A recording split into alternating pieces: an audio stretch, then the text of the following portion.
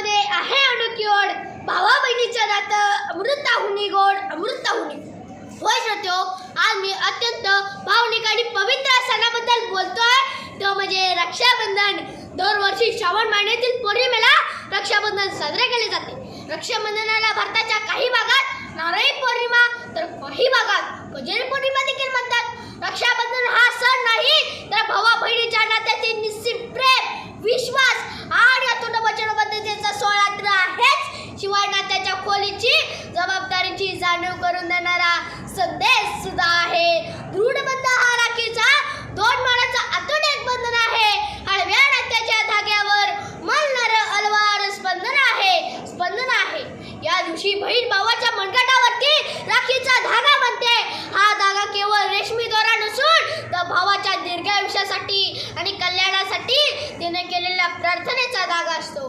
होय, राखी बांधून औषध करताना बहीण बोलते, अरे कृष्ण जसा द्रौपदीस तसा लाभला तुम्हाला, ओ वाळते भाऊ राया, औक्ष माझे लाभो तुला, औक्ष माझे लाभो तुला.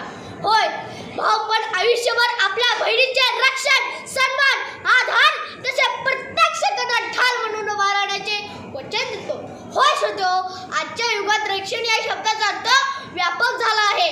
फक्त शारीरिक रक्षण नाही तर आपल्या बहिणींना शैक्षणिक, सामाजिक आणि भावनिक पातळीवर सुद्धा पाठिंबा द्यावा लागेल. त्यांना त्यांच्या स्वप्नांना गवसणी घालण्यासाठी प्रोत्साहन द्यावे लागेल. हे नाते समानतेवर आधारित असले पाहिजे. जेव्हा भाऊ राखीच्या बदल्यात उभारणी देतो तेव्हा बहीण बोलते, नको मला साडी चोळी सांगे भावाचा बहीण, 4 दिवस माहेरी हक्क मागते बहीण, हक्क मागत नाही बहीण. असं निस्वार्थी प्रेम करणाऱ्या जगात आई नंतर कोण असेल तर ती बहीणच असते. अरे परवाची नाशिकची गोष्ट, 4 वर्षाच्या चिमुरडीला वाचण्याची शिकार करून तिची हत्या केली जाते. ही कसली न क्रूरता. अगर अपनी बहन के लिए शेर बन सकते हो तो दूसरों की बहन देखकर कुत्ता ना बना कर, ही खरी काळाची गरज आहे. या सणाला नवीन संकल्प आपल्या घरापासून सुरू करूया की समाजातील प्रत्येक स्त्रीचा सन्मान करण्याचे आणि तिला सुरक्षित वाटेल असे वातावरण निर्माण करण्याचे वचन देऊया. तेव्हाच आपले संबंध अधिक मजबूत होतील आणि तेव्हाच रक्षाबंधनाचा खरा अर्थ सिद्ध होईल. होय, घराला मुलगी असेल तर घराला शोभा आहे. मुली वाचवा तरच बहीण म्हणणार आहे. अरे बहीण कोण असते? भावाच्या चेहऱ्यावरचा आनंद पाहून त्याच्या मनातलं दुःख ओळखते, ती आपली खरी बहीण असते. जाता जाता एवढाच बोले, बंद